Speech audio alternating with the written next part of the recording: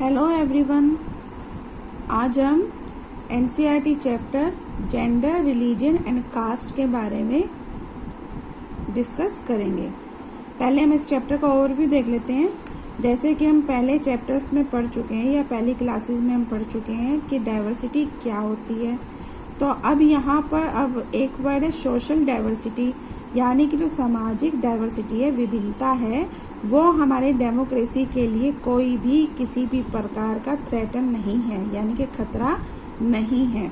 तो इस प्रकार से हम कह सकते हैं कि जो पॉलिटिक्स है, पॉलिटिक्स में भी जो सोशल डिवीज़न है उनको हम एक्सप्रेस कर सकते हैं, यानी कि कोई बड़ा काम नहीं है कि हम अपने जो एक्सप्रेस करने का व्यू है उसको हम आसानी से कर सकते हैं।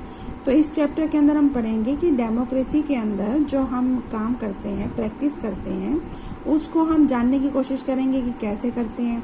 इसके अलावा जो सोशल डिवीज़न है या फिर जो 3 टाइप के डिफरेंसेस हैं, यानी कि जेंडर, रिलीजन और कास्ट, इन सब के बारे में पढ़ेंगे। फिर इसमें ये भी पढ़ेंगे कि जो ये सोशल डिवीज़न है ये कैसे होता है और यहाँ पॉलिटिक्स में उसको कैसे एक्सप्रेस कर सकते हैं। तो इस पर हम जानकारी यानी कि बारी बारी से इसमें हर टॉपिक के बारे में, तीनों टॉपिक के बारे में, जेंडर, रिलीजियन और कास्ट और इनका पॉलिटिक्स में क्या रोल है, इन सब के बारे में पढ़ेंगे।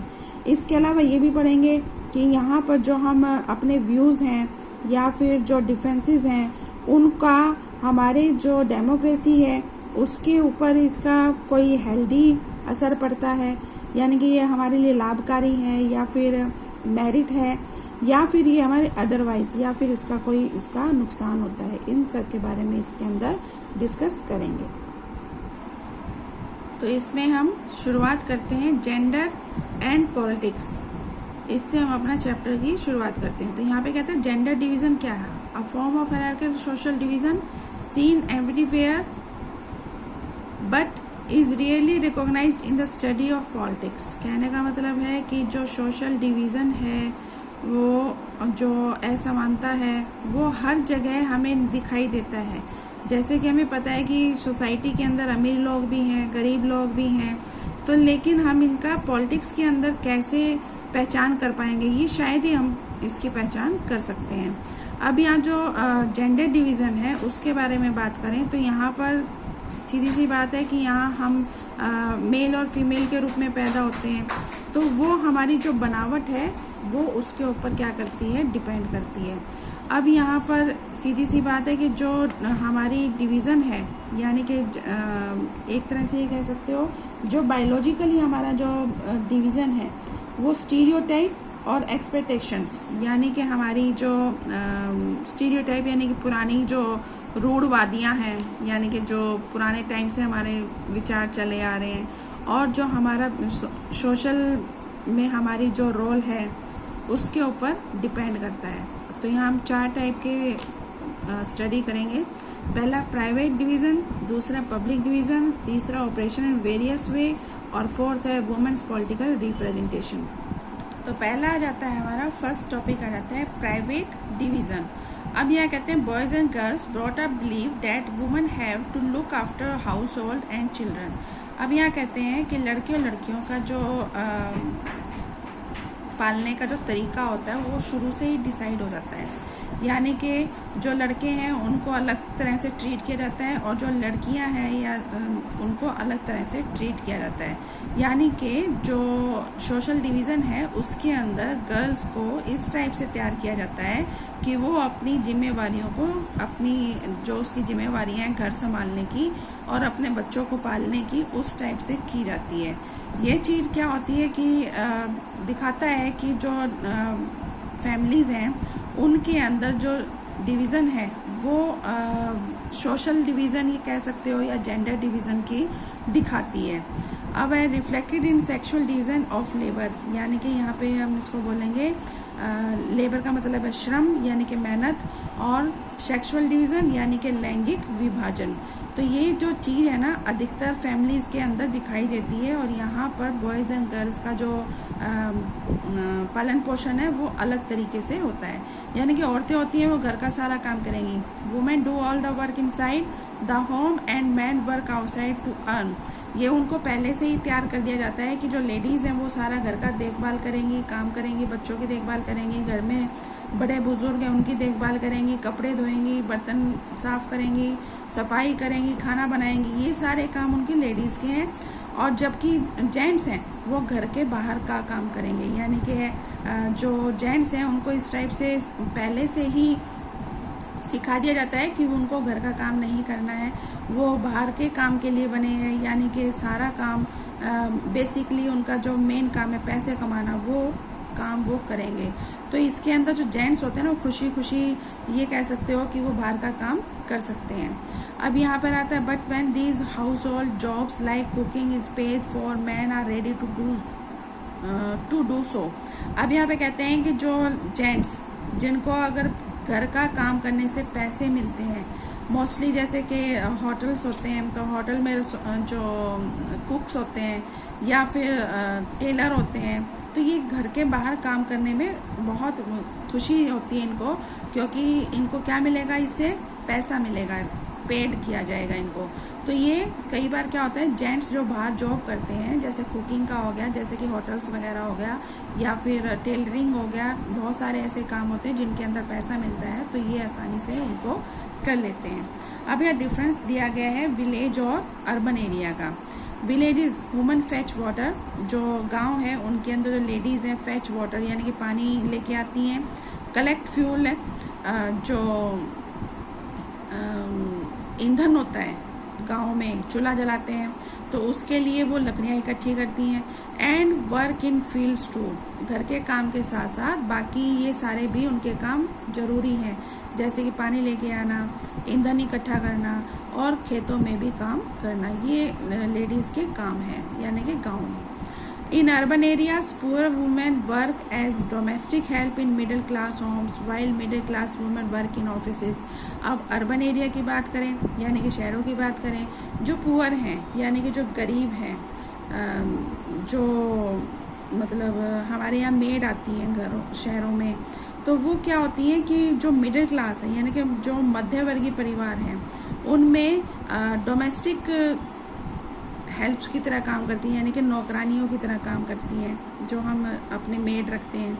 तो ये क्या करती हैं कि जो मिडिल क्लास लेडीज़ हैं उनकी हेल्प करने के लिए काम करती हैं, जबकि मिडिल क्लास की जो लेडीज़ हैं वो क्या करती हैं, ऑफिसेज में काम करती हैं, यानी कि ये कह सकते हो कि बाहर जाके काम करती हैं। But their work is not value, जबकि उनके काम की ये कह सकते हो कि ज़्यादा वैल्यू नहीं समझी जाती, यानी कि उनको मूल्यवान नहीं समझा जाता, और वो उनको दिन रात वो काम करते रहते हैं, फिर भी उनको कोई रिकॉग्नाइजेशन नहीं मिलता, यानी कि इसका कोई श्रेय नहीं मिलता कि वो घर का भी काम कर रही हैं और बाहर का भी काम कर रही हैं। अब यहाँ पर क्या हुआ कि इस डिवीज़न की वजह से जो क्या हुआ कि यहाँ जो लेडीज़ है ना वो घर की चार दीवारी में बंद होके रह गई, यानी कि कहने का मतलब है कि वो जो बाहर का काम है वो तो सारा मेल के हाथ में आ गया, और जो घर का काम है वो सारा किसके अंदर आ गया, फीमेल के हाथ में आ गया। तो इस टाइप से हमारा ये प्राइवेट डिवीज़न यही कहता है। अब आ जाता है पब्लिक डिवीज़न। पब्लिक डिवीज़न में क्या होता है कि यहाँ पर role of women in politics is minimal in most society. अब यहाँ कहता है कि जो हमारा सोसाइटी है उसके अंदर पॉलिटिक्स में वुमेन का रोल बहुत ही कम है, ठीक है। यानी कि खास तौर पे हम ये कहें कि लेडीज़ को तो घरों के अंदर कह दिया कि चार दीवारी के अंदर रह के वो काम करेंगी, लेकिन अगर हम पब्लिकली बात करें तो यहाँ पर जो पॉलिटिक्स हैं उनके अंदर जो रोल है वुमेन का वो बिल्कुल ही नील है, यानी कि कह सकते हो कि बिल्कुल नाम मात्र का है। तो इस टाइप से क्या होता है, ये जो बातें हैं ना, ये सारी बातें सोसाइटी के अंदर लागू होती हैं सभी समाज में, ठीक है। तो यहाँ पर सीधी सी बात है कि यहाँ सिर्फ जो मेल्स है वही इन पब्लिक जो टॉपिक्स होते हैं उनके अंदर पार्टिसिपेट कर सकते हैं, उनको वोट देने का अधिकार है, या फिर उनको हर टाइप का इलेक्शन में पार्टिसिपेट करने का अधिकार है। लेकिन जो अगर ये कहें कि भी gradually general issues was raised, यानी कि धीरे धीरे जो ये जेंडर इश्यूज थे, यानी कि डिवीज़न का जेंट्स और लेडीज़ का। तो ये जो टॉपिक्स है ये उभरने लगे, यानी कि इनकी डिमांड उठने लगी। फिर एग्रीगेशन, इनके खिलाफ आंदोलन भी होने शुरू हो गए। अब जो लेडीज़ थी उन्होंने क्या डिमांड कर दी कि भी उनको पॉलिटिकल में और लीगल स्टेटस में वुमेन का जो रोल है उसको इम्प्रूव किया जाए, एजुकेशन और कैरियर अपॉर्चुनिटी दी जाए, यानी कि उनको पढ़ाई लिखाई का या उनको अपना कैरियर बनाने का पूरा उनको अपॉर्चुनिटी यानी कि अवसर प्रदान किए जाए। तो इस टाइप से जो लेडीज़ थी उन्होंने ये डिमांड करनी शुरू कर दी थी। ये हम 9th क्लास में भी रीड कर चुके हैं कि दुनिया में बहुत अलग अलग पार्ट्स में लेडीज़ ने अपने मूवमेंट्स करे, या फिर ये कह सकते हो ऑर्गेनाइजेशंस बनाए, जिनके अंदर उन्होंने बहुत सारे अपने जो पर्सनल और फैमिली लाइफ को लेकर काफ़ी फेमिनिस्ट मूवमेंट किए, यानी कि नारीवादी जो आंदोलन थे वो शुरू कर दिए। तो इस टाइप से कह सकते हो कि यहाँ पर अपने अधिकारों को लेकर जो लेडीज़ थी वो काफ़ी क्या हो गई थी, जागरूक हो गई थी।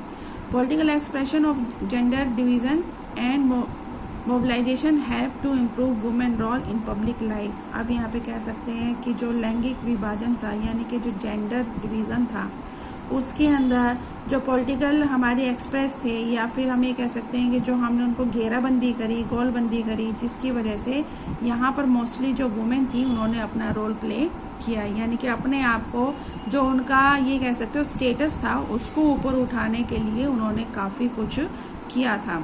Now women are working as doctor, scientist, lawyer and managers. आज के टाइम में अगर हम चारों तरफ नज़र दौड़ा के देखें तो जो वुमेन है वो वर्किंग कर रही हैं, यानी कि काम कर रही हैं, जिन्होंने अपना बहुत सारे फील्ड में अपना नाम कमाया है, जैसे कि डॉक्टर्स हैं, साइंटिस्ट हैं, लॉयर हैं, मैनेजर्स हैं, या फिर हम ये कहें कि आजकल तो जो लेडीज़ हैं वो ये कह सकते हो कि जैसे कल्पना चावला वगैरह वो भी काफ़ी अपना नाम कमा चुकी हैं, या फिर एथलीट हैं, पीटी उषा है। तो इस टाइप से बहुत सारे इस टाइप से जो फील्ड हैं उन सब के अंदर आजकल लेडीज़ का पूरा नाम है। But in India we still have patriarchal society. लेकिन कहते हैं कि इंडिया के अंदर अभी भी हम यहाँ पर पितृ प्रधान समाज है, यानी कि यहाँ पर जेंट्स हैं, या फिर ये भी कहे कि पहले जो लड़कियाँ होती हैं अपने पिता के अंडर होती हैं, फिर बाद में उसी सोसाइटी का एक पार्ट बन जाती हैं। तो इंडिया के अंदर अभी भी ये कह सकते हो पितृ प्रधान सोसाइटी है, यानी कि पैट्रियार्कल जो सिस्टम है उसके अंडर ही रहती हैं। थर्ड है ऑपरेशन इन वेरियस वे। अब यहाँ पर हम कह सकते हैं कि पितृ प्रधान होने के साथ साथ यहाँ पर जो लेडीज़ हैं उनके साथ अभी भी कई टाइप के भेदभाव किए जाते हैं, यानी कि विभिन्न तरीकों से उनको वेरियस वे यानी कि विभिन्न तरीकों से ऑपरेशन यानी कि उनको दबाया जाता है। तो पहला तो क्या हो गया, लिटरेसी रेट अगर हम देखें तो 54% है लेडीज़ का और 76% है जेंट्स का।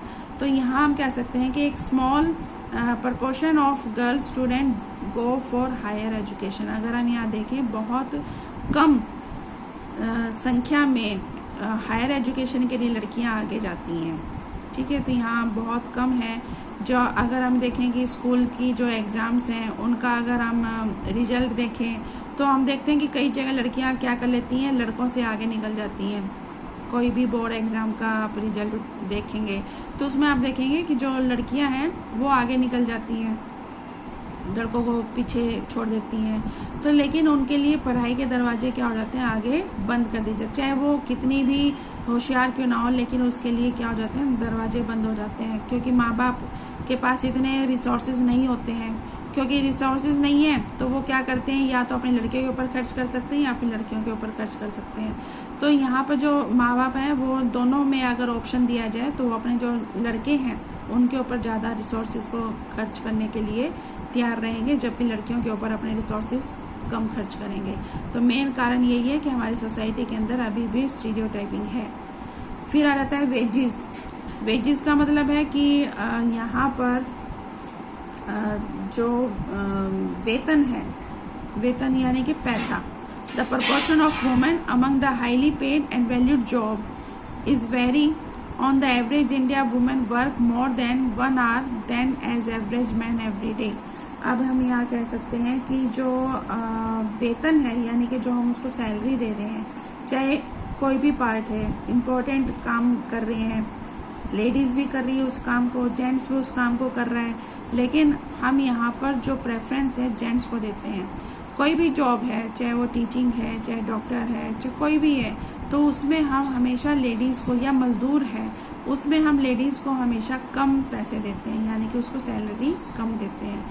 जैसे कि मैं एग्जांपल देती हूँ, सपोज करो एक बिल्डिंग बन रही है और उसके अंदर 5 जेंट्स हैं, वर्कर हैं, लेबर है, और 5 ही लेडीज़ वर्कर हैं। अब वहाँ पर क्या है कि भी जो जेंट्स वर्कर है उनको तो दिन का 700 रुपये मिलता है, और जबकि लेडीज़ वर्कर हैं उनको 500 रुपये मिलता है। तो कहने का क्या मतलब हुआ कि यहाँ पे भी क्या हो गया, उनको डिफरेंस हो गया है। तो इसी टाइप से अगर ऊंचे ऊंचे जो पोस्ट होती हैं वहाँ तक लेडीज़ अगर पहुँच भी जाती हैं तो उनको हमेशा ये कहा जा सकता है उनकी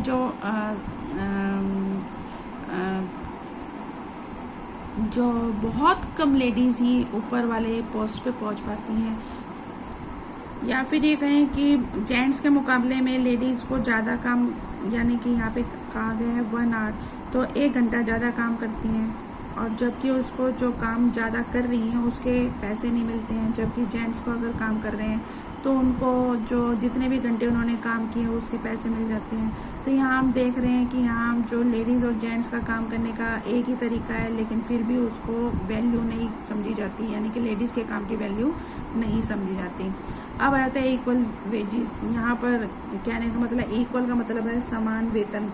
तो यहाँ पर जैसे मैंने आपको बताया, कोई भी एक इक्वल काम है तो उसके लिए लेडीज़ और जेंट्स में डिफरेंस के रखा जाता है, उनको एग्जैक्टली सेम वर्क के लिए एक समान वेतन नहीं दिया जाता। अब आ जाता है सेक्स रेशो, यानी कि लिंग अनुपात बोलते हैं जिसको। तो यहाँ पर क्या है, 1000 पर 1000 मैन, यानी कि 1000 व्यक्तियों के पीछे स्त्रियों की जो संख्या है 933 है। पहले ये कम थी। अब गवर्नमेंट के द्वारा कुछ लड़कियों के लिए एक ये कह सकते हो कि एक मुहिम चलाई गई है, जिसमें अब जो है रेशो है बराबर तो नहीं है, लेकिन फिर भी ये बहुत थोड़ा मार्जिन में कवर कर चुका है। पहले के टाइम में जब मूवीज़ बनती थी तो लेडीज़ के ऊपर ही मोस्टली जो सोशल टॉपिक्स होते थे, जैसे कि दहेज होता था, दहेज के लिए लड़कियों को मारा जाता था, पीटा जाता था, या उनको जिंदा जला दिया जाता था। बहुत सारी मूवीज़ उस टाइम में बनी है। तो इस टाइप से क्या है कि यहाँ पर जो लेडीज़ है ना, वो अपनी फैमिली में भी सिक्योर नहीं है, क्योंकि उनके साथ वहाँ पे भी क्या किया जाता था, मारपीट की जाती थी, घरेलू हिंसा का उनको सामना करना पड़ता था। नेक्स्ट टॉपिक है वुमेन पॉलिटिकल रिप्रेजेंटेशन, यानी कि महिलाओं का राजनीति में किस प्रकार से प्रतिनिधित्व है, यानी कि कैसे वो कर रही हैं। तो इंडिया की बात करें तो proportion of women in legislature is very low, यानी कि अगर ये कहें कि जो लेजिस्लेचर है, यानी कि उसके अंदर जो हमारी विधान पालिका या विधायिका कोई भी है, लोकसभा है या कोई भी है, तो उसके अंदर जो लेडीज़ का जो रेशो है वो काफ़ी कम है। India is among the bottom group of nation in the world in state assemblies। अगर हम बात करें कि जो स्टेट असेंबली की बात करें, राज्य विधानसभाओं की बात करें, तो यहाँ पर ये कह सकते हो कि 50% जो कंट्रीज़ हैं उनके मुकाबले में हमारे यहाँ पर जो लेडीज़ हैं उनका पार्टिसिपेशन बहुत कम है। Way to solve this problem is to make its legally binding to have a fair proportion of women in elected bodies. इसकी समस्या को सुलझाने का एक ही तरीका है कि यहाँ पर हमें लेडीज़ का क्या कर देना चाहिए, प्रपोर्शन को फिक्स कर देना चाहिए, कि यहाँ पर एक तरह से ये कह सकते हो आरक्षण दे देना चाहिए कि यहाँ इन सीट्स पर जो लेडीज़ हैं वही इसमें पार्टिसिपेट करेंगी।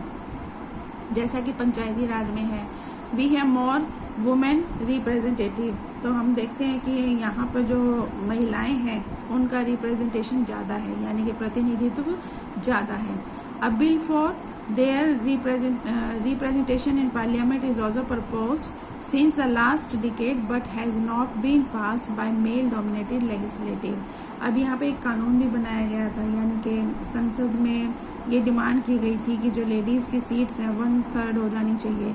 तो इस डिमांड को लेकर यहाँ पर क्या किया गया, एक बिल पास करने के लिए प्रपोजल रखा गया था, लेकिन यहाँ पर जेंट्स ज़्यादा हैं तो इस वजह से अभी तक इसको मंजूरी नहीं मिली है, यानी कि इसको अभी भी यस नहीं मिला है। तो इस टाइप से हम देखते हैं कि यहाँ जो लेडीज़ हैं तो महिलाओं के साथ भी, यहाँ पर लेडीज़ के साथ यहाँ पे क्या किया जाता है, भेदभाव वाला व्यवहार किया जाता है।